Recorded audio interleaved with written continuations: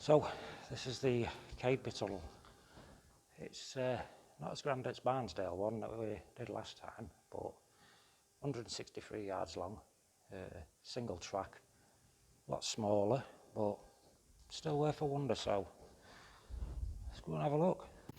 Now this line became operational in, I believe, 1894 to about 1967 when it were another victim at Beecham Shops.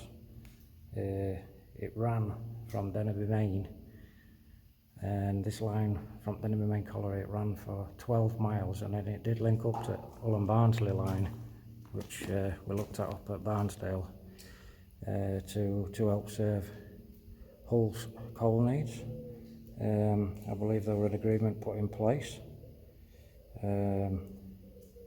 for the colliery to send 310,000 tonnes of coal to Hull every year for at least 21 years.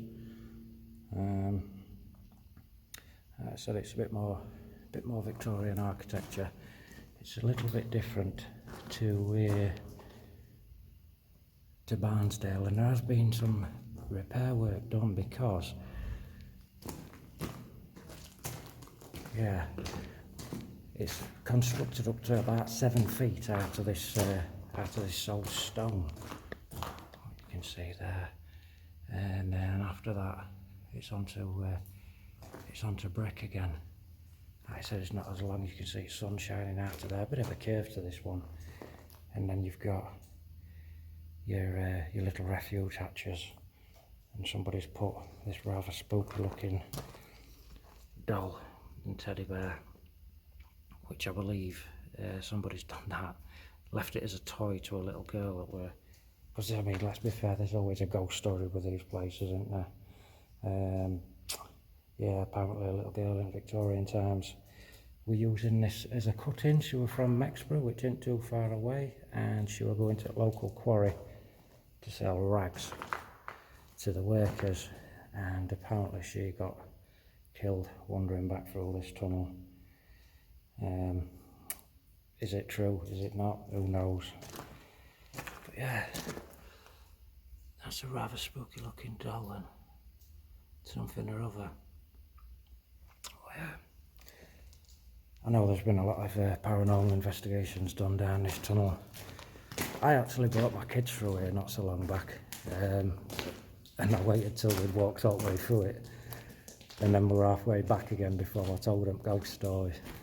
And they think it's great in here. It's just a little adventure for them. We've got these refuge areas again, where there's ducking. But like I said, it's just a baby this in comparison to Barnsdale, but I just thought I'd come down and have a little look, show you what it's all about. Yeah.